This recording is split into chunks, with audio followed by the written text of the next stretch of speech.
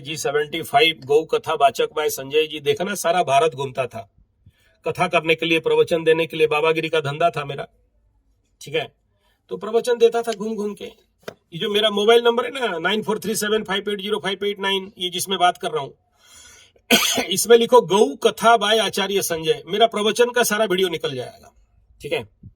हाँ, तो मैं ये पूरा 15 साल पुराना यूट्यूब चैनल है। यूट्यूब जब से खुला 15-16 साल से मैं यूट्यूब में मेरा प्रवचन का वीडियो दिया हूं, देख लेना। मैं कथा करता था तो उस समय एमपी यूपी कहाँ नहीं गया, सारा खाली इधर कश्मीर छोड़ दिया था और साउथ छोड़ दिया था। बाकी ऑल ओवर इंडिया ऐसा कोई राज्य नहीं है, ऐसा कोई डिस्ट्रिक्ट नहीं है जहां जाके मैं कथा नहीं किया।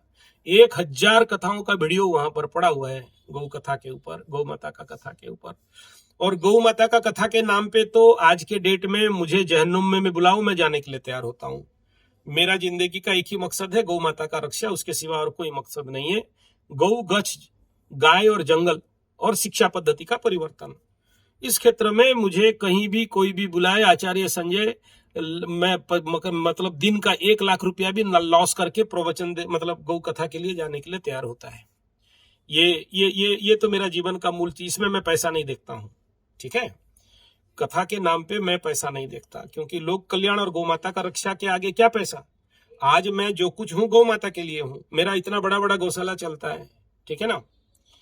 तो और मैं जानता बढ़िया से हूं कि 9 ग्रहों का मायके लाल में दम नहीं किसी शनि राहु केतु के आगे गौ भक्त का एक बाल भी बांका कर दे। क्या बोला?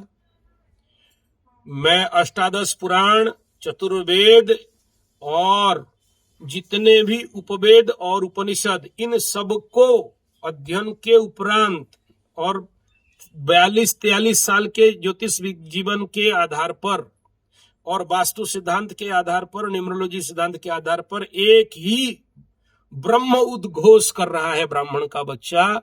जो आदमी गौ माता का सेवा करता है, गौ माता को हरिया चारा देता है, गुड़ देता है, गौशाला में अपना जो भी भाग देता है, दक्षिणा देता है, किसी मायके लाल, कोई शनि, कोई राहु, कोई केतु और भी कोई पकड़ लो पाप ग्रह है, उनमें एक भी बल नहीं है कि उसके जीवन में किसी भी प्रकार का उथल पुथल करके विनाश कर दे या किसी प्रकार का हानि कर दे।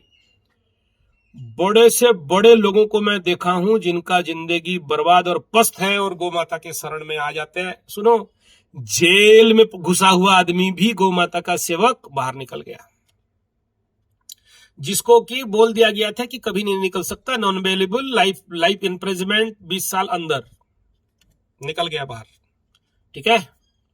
बड़े से बड़े बीमार, कैंसर, किडनी फेलियर से लेके गौ माता का गौ सेवक और गौ का काम करने के कारण बेटा उसका ग्रह शांति हो गया। वास्तु में बड़े से बड़े पेचीदा वास्तु होता है जिसको कोई ठीक नहीं कर सकता। एक ही समाधान है गौ माता, एक ही समाधान गौ माता, ठीक है। तो ये है खेल बेटा, चिंता नहीं करना। गौ अगर आपके घर में है तो फिर, और सेवा खुद के हाथ में कर रहे हो, नौकर चाकर लगाना।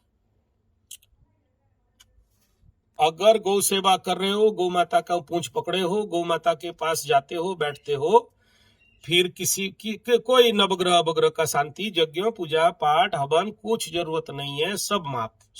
चैलेंज है मेरा, साइंटिफिक प्रूफ भी कर दूंगा, ऐसे एग्जाम्पल भी हजारों लाके खड़ा करके दिखा सकता हूं। यह है मेरा गौ माता, ठीक है।